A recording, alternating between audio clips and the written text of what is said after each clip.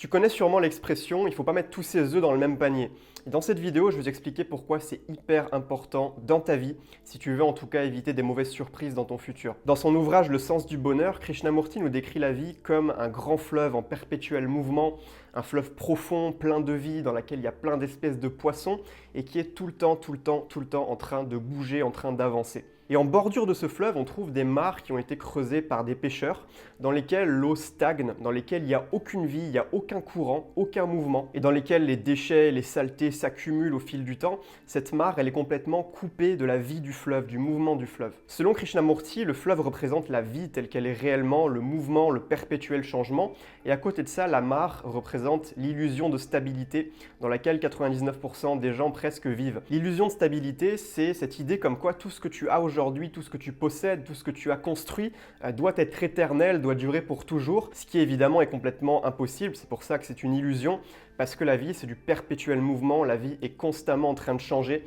et ça, personne ne peut changer cette nature. Peu importe ce que tu as bâti dans ta vie aujourd'hui, que ce soit une belle situation professionnelle, que ce soit d'avoir une belle maison, que ce soit d'avoir une famille ou une super vie de couple, que ce soit une vie sociale riche ou alors une bonne santé, toutes ces choses-là, tu peux les perdre. Il suffit d'un événement pour que ta vie bascule littéralement de l'ordre au chaos en l'espace de même pas 24 heures, et ça, c'est la nature de la vie, c'est l'impermanence des choses. Personne n'est à l'abri de se faire virer, personne n'est à l'abri d'une rupture soudaine dans son couple, personne n'est à l'abri d'un problème de santé. Tout ça, ça peut littéralement venir détruire ta vie si tu t'accrochais à cette illusion de la stabilité, comme quoi les choses devraient rester telles qu'elles sont pour toujours. Et maintenant, venons-en au cœur de la vidéo et tu vas très vite comprendre pourquoi je t'expliquais tout ça. Imaginons un gars qui s'appelle Didier. Alors Didier, il est cuisinier dans un restaurant italien, il est pizzaiolo, il fait des pizzas, il fait aussi des pâtes, enfin, voilà, il fait de la cuisine italienne.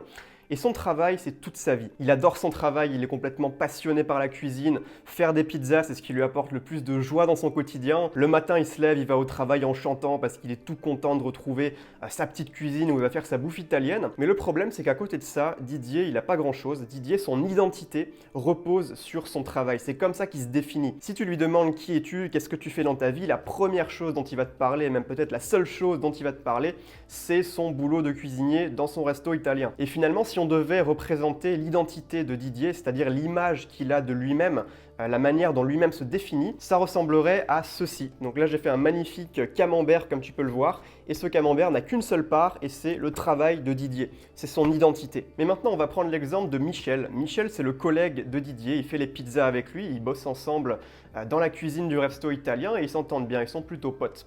Sauf que la grande différence entre Didier et Michel, c'est que Didier, son identité, elle ressemble à ça. Pour Didier, le travail, c'est important. Mais Didier, il n'a pas que le travail dans la vie, il a également sa vie de famille, il a également une passion pour la randonnée et il a également une vie sociale qui lui apporte beaucoup de satisfaction et beaucoup d'épanouissement dans sa vie. Imaginons maintenant qu'un jour tragique, le restaurant italien dans lequel Michel et Didier bossent fait faillite et donc Michel et Didier se retrouvent au chômage. À ton avis, qu'est-ce qui va se passer?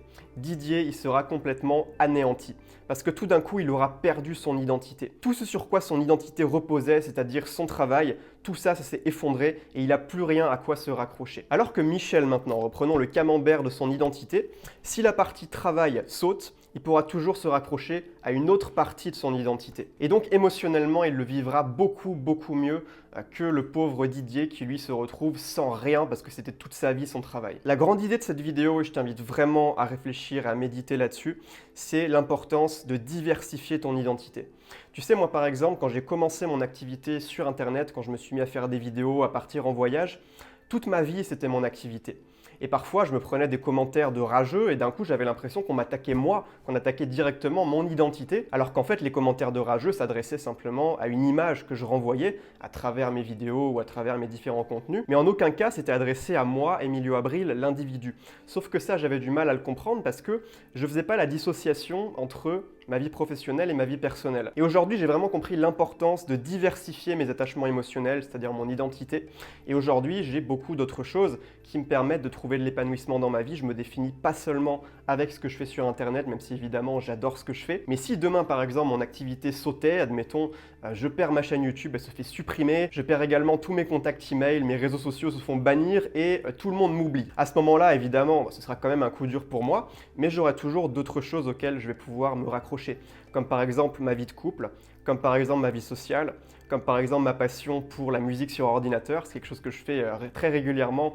Je compose de la musique sur mon ordi, alors je la fais pas, je la partage pas publiquement, mais parfois je les mets en fond dans mes vidéos et c'est quelque chose que j'adore faire. Donc ça aussi, ça fait partie de mon identité et j'ai conscience que c'est extrêmement dangereux de mettre tous ses œufs dans le même panier. Ça revient à ce que je te disais en début de vidéo. Si tu veux t'éviter énormément de souffrances liées à l'impermanence de la vie, c'est extrêmement important que tu mettes tous tes œufs dans différents paniers. Petit exercice bonus pour cette vidéo, je t'invite à faire toi-même cet exercice, donc un papier et un crayon, et puis tu essaies d'un petit peu comprendre où en est ton identité aujourd'hui, par quoi tu te définis et comment est-ce que tu pourrais peut-être diversifier plus ton identité, peut-être en démarrant une nouvelle activité sportive ou alors en t'impliquant dans une association ou peu importe. C'est à toi de voir, mais vraiment prends en considération ce principe, diversifie ton identité. Si la vidéo t'a plu et que tu n'es pas encore abonné à la chaîne, sache que je fais très régulièrement des vidéos comme celle-là. Là, en ce moment, il y en a une par jour. On fait un défi 30 jours, 30 vidéos.